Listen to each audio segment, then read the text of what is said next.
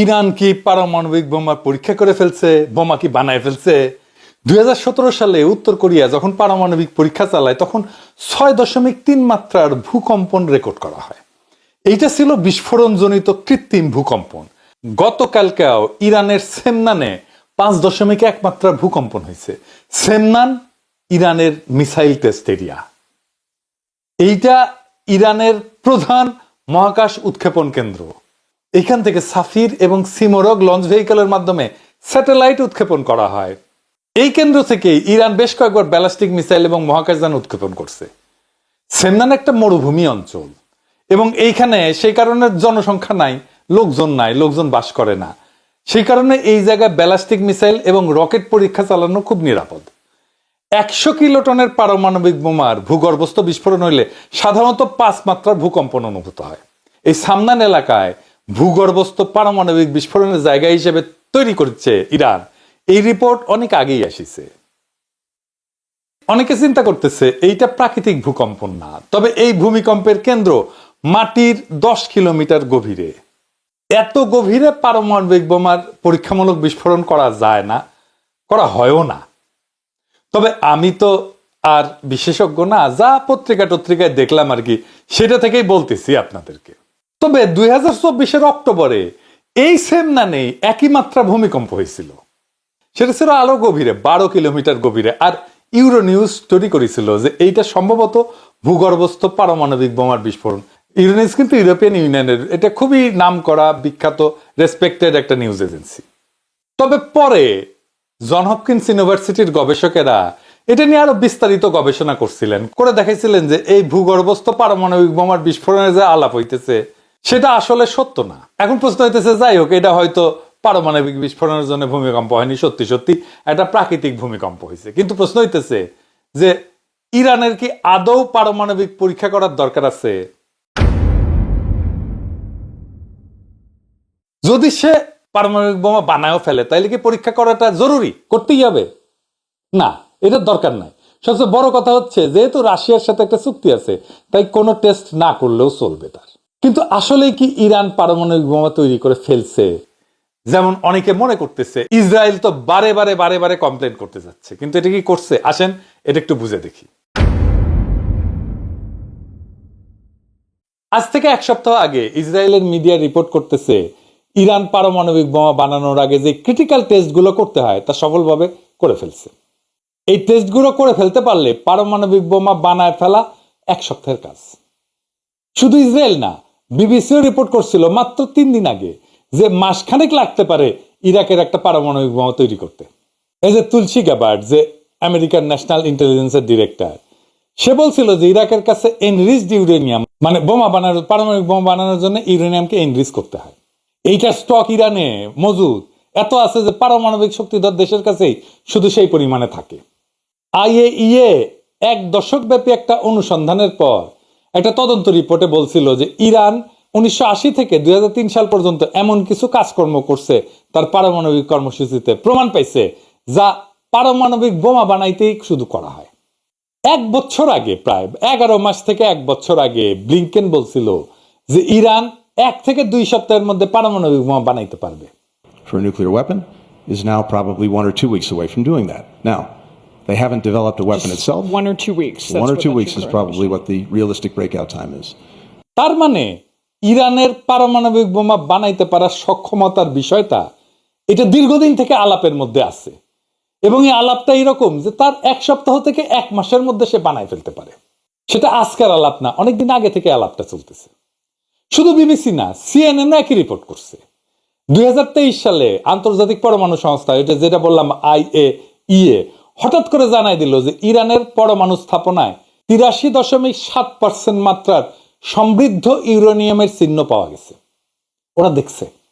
শুনতে নিরীহ লাগলেও এটাই সেই মাত্রা যেটাকে একেবারে বোমার দোরগোড়ায় পৌঁছে যাওয়া বলা হয়। আর ওইদিকে 60% মাত্রা সমৃদ্ধ ইউরেনিয়ামের মজুদ তখন ছিল 128.3 কিলোগ্রাম। প্রচুর। ইতিহাসে প্রথমবার এই পরিমাণ। এখানে শেষ না, পরের বছর আমেরিকা সরাসরি বলেই দিল যে ইরানের ব্রেকআউট টাইম, মানে বোমা বানানোর জন্য যতটুকু সময় লাগে, সেটা কমে এখন মাত্র 1 থেকে 2 সপ্তাহ হয়েছে।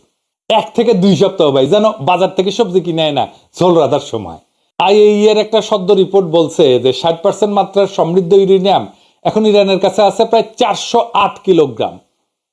হিসাব করে বলছে যদি এইটুকু ইউরেনিয়াম আরেকটু ঠেলে আরেকটু সমৃদ্ধ করে ফেলা যায়, তাহলে এটা দিয়ে ইরান চাইলে একেবারে 9 থেকে 10টা বোমা বানায় ফেলতে পারে। মানে পুরা মধ্যপ্রাচ্যের রাজনীতির ঘড়িতে এখন একটা টাইমার সেট করা হয়েছে, ঘড়ির কাঁটা এখন টিক টিক করতেছে। তখন তেহরান ধীরে ধীরে বলতেছে বুম বুম বুম। কিন্তু এর মধ্যে একটা নিউজ আসছে যে ইরান একটা ইমপ্লোশন টেস্ট করে ফেলছে। কি সেটা? এটা একটু বুঝে দেখি। পরমাণু বোমার কার্যকারিতা যাচাইয়ের জন্য এটা একটা গুরুত্বপূর্ণ ধাপ। এর মাধ্যমে দেখা হয় বিস্ফোরকগুলা সঠিকভাবে একসাথে ফাটতেছে কিনা। অনেকগুলো বোমা একসাথে ফাটতে হয়, ফাটার পরে মাঝখানের কোর যেটা কেন্দ্র, ওই জায়গায় চাপ পড়ে, তারপরে পারমাণবিক বিস্ফোরণ শুরু হয়। এই সবগুলো একসাথে ফাটতেছে কিনা এই টেস্টটা করাটা খুব ক্রিটিক্যাল কথা। এই টেস্টটা করা খুবই গুরুত্বপূর্ণ।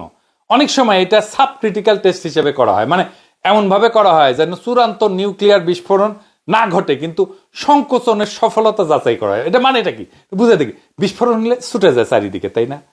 এটা হচ্ছে এক্সপ্লোশন। আর ইমপ্লোশন মানে হচ্ছে বাইরে থেকে ভিতর দিকে ঢুকে আসে। এভাবেই আসলে পারমাণবিক বোমা ফাটে। প্রথমে বাইরে থেকে একটা বিস্ফোরণ হয় যেটা ভিতর দিকে আসে, আর ভিতরে করে থাকে পারমাণবিক বোমা, সেটাকে ফাটায় দেয়। প্লুটোনিয়াম ভিত্তিক যে বোমা, এইটার জন্য এই ইমপ্লোশন টেস্টটা গুরুত্বপূর্ণ। এই ইমপ্লোশন টেস্টটা করে ফেলছে ইরান। হিরোশিমায় যে বোমাটা পড়ছিল ওইটা প্লুটোনিয়াম বোমা ছিল না, কিন্তু নাগাসাকিতে এটা প্লুটোনিয়াম বোমা ছিল। এই টেস্টটা গোপনেই করে দেশগুলা, কারণ পূর্ণমাত্রা পরমাণু বিস্ফোরণ আন্তর্জাতিক নজরদারিতে পড়ে। ইমপ্লোশন টেস্ট করতে পারলে বোঝা যায় একটা দেশ পরমাণু বোমা বানানোর চূড়ান্ত ধাপের কাছাকাছি চলে আসছে, এমনকি বোমা ফাটানো ছাড়াই। আর এই ইমপ্লোশন টেস্ট হইতেছে পরমাণু বোমার মেকানিজমের হৃৎপিণ্ডে ঢোকার শেষ রিহার্সেল। এটা যেন সেই মুহূর্ত যখন শেষবার একজন অস্ত্রের ট্রিগার চেক করে নেয়। ইরান, উত্তর কোরিয়া বা অন্য কোনো রাষ্ট্র যদি এটা সফলভাবে করে, তাহলে ধরে নিতে হবে ঘড়ির কাঁটা এখন আর ঘোরে না, এখন বাজে। ইরানে ইসরায়েল আক্রমণ করলে সে তার পারমাণবিক বোমা বানানোর কর্মসূচিকে ত্বরান্বিত করবে, এটা অনুমান করছিল সকলেই। সম্ভবত ইরান এই কাজটা করে ফেলছে। তাই এখন ট্রাম্পও বলতেছে আমাদের গোয়েন্দারা যে রিপোর্ট দিছে ইরান পারমাণবিক বোমা বানাইতেছে না, এটা ভুল। ট্রাম্প কইছে যে 2 সপ্তাহ টাইম চাই, তারপরে সিদ্ধান্ত নিব ইরানে অ্যাটাক করবো কিনা। আমেরিকার বাংকার ব্লাস্টার বোমা আছে, যে বোমা যেটা মাটির নিচে থাকা ভূগর্ভস্থ বাংকার বা স্থাপনা ধ্বংস করতে পারে। ইরানের পারমাণবিক স্থাপনাগুলো সব মাটির নিচে, তবে ইরানের পারমাণবিক স্থাপনা এত গভীরে যে আমেরিকার বোমা সেই পর্যন্ত পৌঁছাবে না, বাংকার ব্লাস্টার আনুক আর যাই আনুক। এখন প্রশ্ন হইতেছে ইরানে কি আমেরিকা আক্রমণ করবে? ট্রাম্প তো সিকিউর পারিচ্ছে। অনেকে মনে করতেছে ইরানকে হুতায় দেবে আমেরিকা আর ইসরায়েল একসাথে। আমার অনুমান এটা পারবে না। ইরান সম্ভবত বানায় ফেলছে পারমাণবিক বোমা। আমেরিকান আক্রমণ হলে ইরান তার সর্বশক্তি প্রয়োগ করে পাল্টা আক্রমণ করবে, আর সেটা হইতে পারে পারমাণবিক বোমা তৈরি হয়ে থাকলে সেটার ব্যবহার করা। ইরানের একরোখা সাহসী অবস্থান দেখতেছেন না?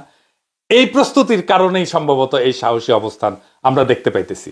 আজকের প্রশ্নটা আর শুধু ইরানের না, এটা গোটা দুনিয়ার সব নির্যাতিত, শোষিত, অবরুদ্ধ জাতির।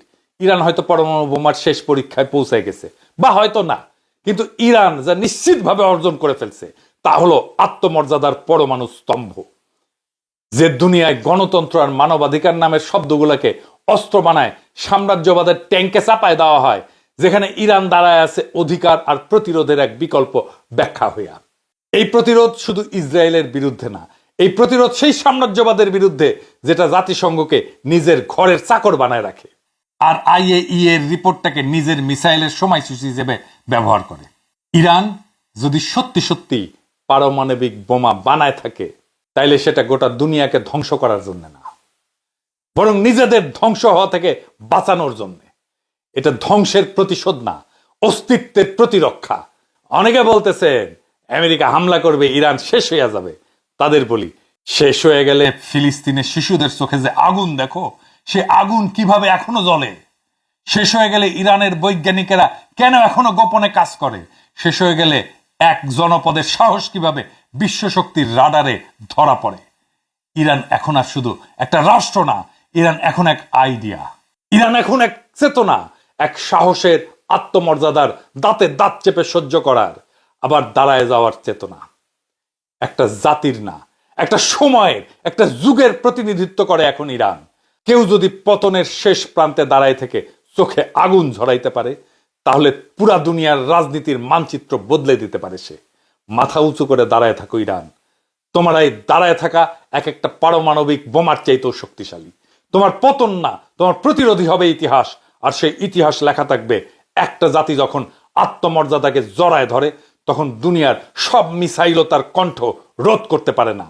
ইরানের লড়াইয়ে পরাজয় নাই, আছে শুধু প্রেরণা। তুমি আঘাত খেয়েও আবার উঠে দাঁড়াবে, কারণ তুমি ইরান। সাহস যার আর এক নাম, ইনকিলাব জিন্দাবাদ।